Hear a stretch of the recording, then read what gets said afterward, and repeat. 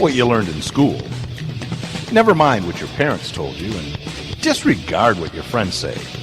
From now on, the only people you need to listen to are these guys. For the next several minutes, they'll take you on a journey through the political jungle. And when your journey is over and you're safe at home, they promise you'll be stronger, smarter, and just plain better. So buckle up, hang on to your ears, because your journey starts now.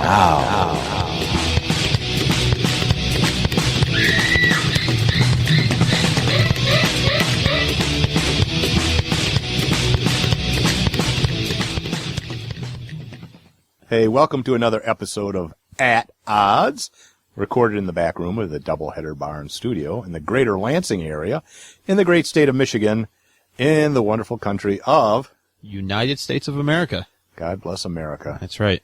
Today's show, we will discuss a topic that is very touchy. It's a topic that's growing across the country, and it's about the open carry of a handgun. We'll talk about the pros and the cons of doing so. Is open carry growing in the USA? Are you a target if you open carry? Do you scare the populace? And does open carry harm the pro-gun agenda? Some of the things that we'll talk about. What do you think, Nate? Should we get the NRA on the phone and let's call up the get their NRA, and they will about... say, we don't like open carry because it scares the horses. Now all the NRA people just left the show because you let it out of the bag that they don't like open carry.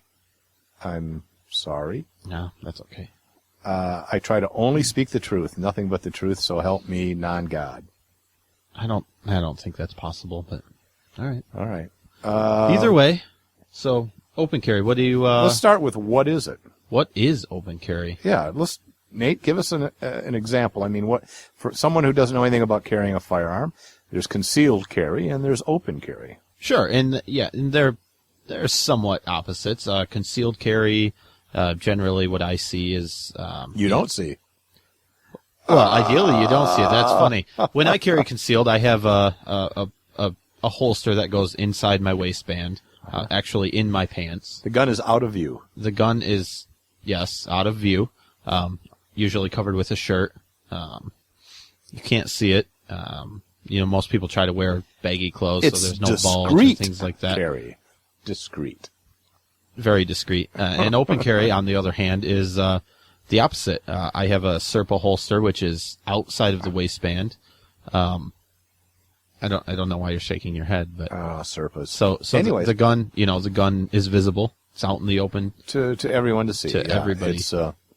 It's out there and people can see it. So it's much like a police officer would carry. Yeah, a police officer open carries, and generally they conceal carry. They have a second backup gun that may be in a pocket or an ankle holster or something. So that's the difference. Concealed carry, it's hidden, out of view. You generally need a license for that. You need to get permission from your government, except in 4 states. Yeah. Yep. And those states are Vermont, Wyoming, Arizona, and Alaska. There you don't need a permission slip from your government to carry either openly or concealed. There's about 44 states now, I think, somewhere around there, that have some sort of open carry, either with a handgun license or without it. We're in Michigan, and you can open carry without a license here, but you do need to have your handgun registered in the state of Michigan, and it needs to be registered to you unless you have a concealed pistol license, and then you can carry either concealed or openly or anyone else's lawfully owned firearm.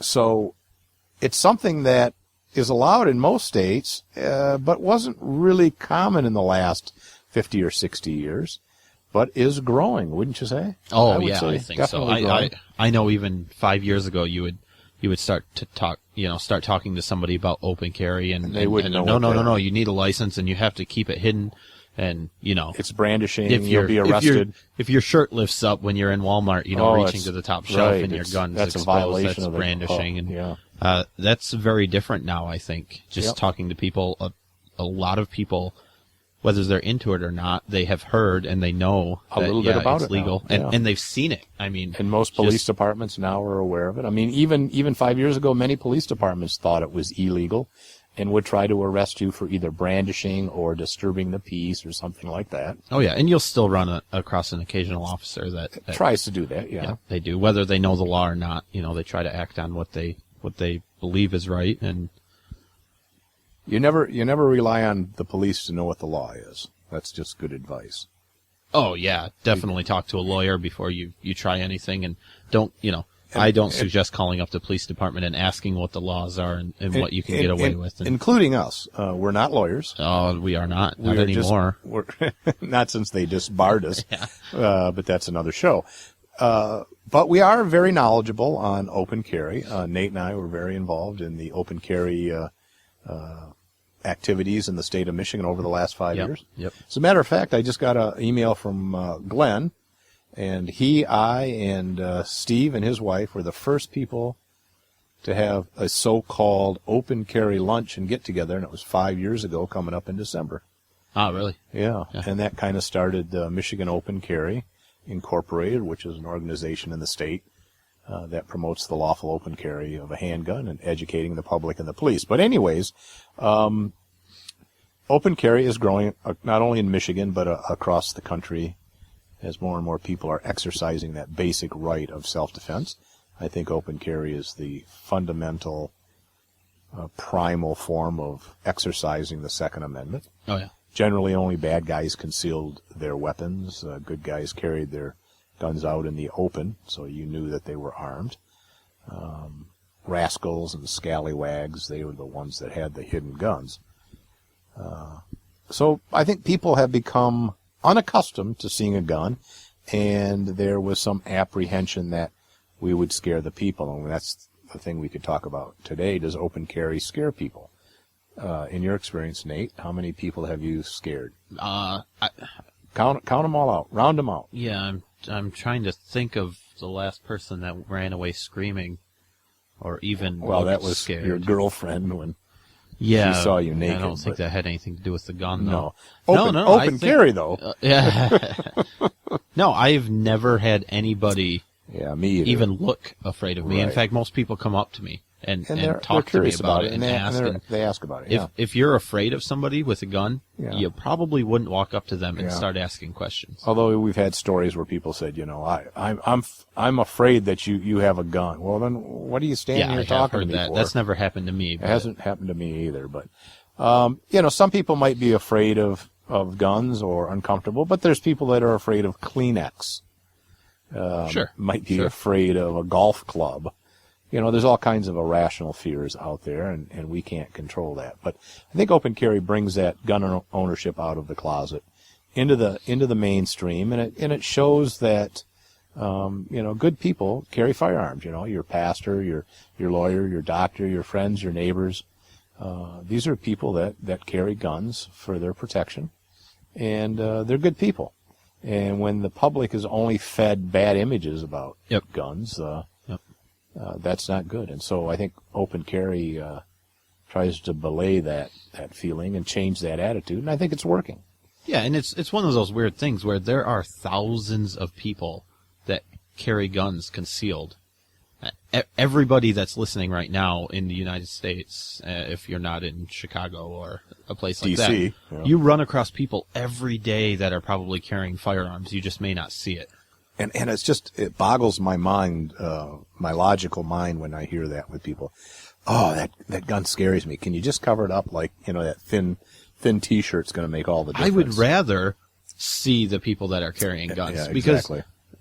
a bad guy that's planning to do harm with a firearm isn't going to carry it out in the open. They're going Right. to keep it hidden until they bring it out to use So it. that's a good point. That most, I would say, 99.9999% of the people that you see with an openly carried handgun, are not going to be bad guys.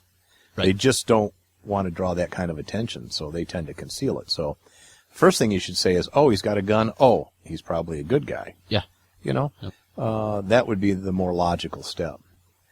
And in fact, I know you were going to get to this at some point, but I mean, we've seen people open carrying We've seen evidence that it's actually deterred criminals from committing crimes, either robberies or whatever. I mean, that's probably nearly impossible to prove. We had one case where the people were caught by the police, right? And they sort of we can talk admitted. about that. That was in a Waffle House in Atlanta, Georgia, or in the suburb of Atlanta.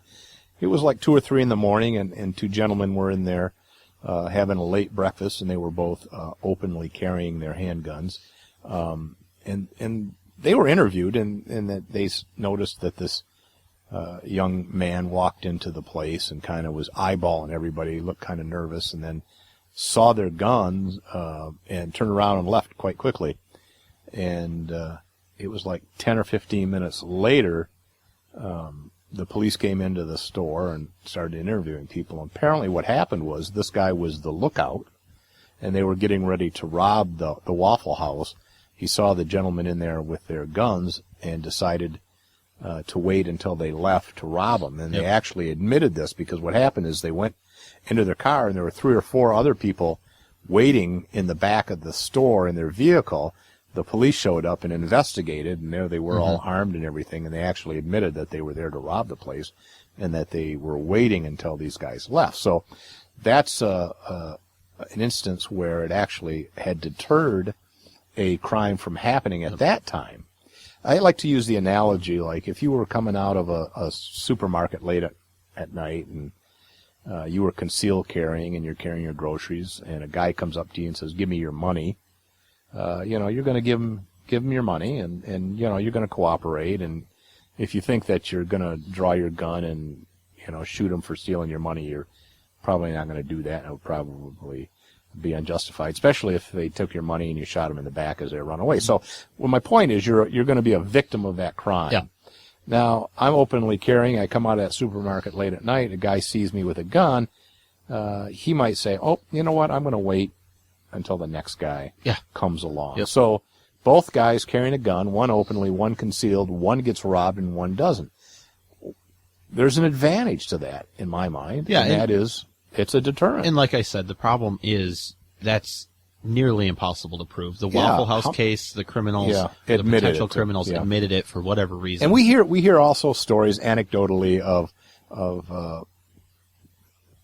often females that are open carrying, and there was one that was in the Saginaw area in Michigan, and it wasn't that late at night, and she was there with her 2 kids in the car. She was filling up her tank, standing there, and her gun was on her hip, but it was out of view of this guy that was approaching her. And I guess her door was open because she was keeping an eye on her little kids in there. Mm-hmm. And he kind of approached her aggressively and asked for money. Just, he was panhandling. And she said, "No, I don't have any money." And he started getting a little bit more aggressive and leaning into her, and she thought he was going to go for her purse. And she turned to put the nozzle in, and when she turned, he saw her gun and said, "Oh, am I in trouble?" And she says, "If you don't leave, you're going to be in trouble." And he went running off. So, you hear lots of stories like that. Other cases of a story where a guy was at a bank at the teller, and he had his back to the door, and he was open carrying. And I guess a person came into the bank with a mask on or something, ready to rob it, saw the guy standing there with his gun and went running out. And the teller, was the one that saw him come in and got big-eyed and scared. And so we hear stories like that all the time. Now, the other thing is, the sort of the opponents of open carry say, "Well, you're going to be the first target in a robbery." Well, we don't know where that's ever happened. No, and I've had police officers even tell me that. Yeah, if a guy comes in and is going to rob a bank and he sees you have a gun, he's going to shoot you first, and then, he's going to rob everybody. Well, we don't know of one case where that's happened. No. Movies, yeah. Television, yeah. Yep. You see that kind of stuff. Yep. But in real life, criminals tend to want easy targets. Now, police officers have been shot, security guards have been shot, but that's a different animal than a citizen that open carries. Yep. Police and security guards, they tend to go into places and do things to apprehend criminals, as opposed to just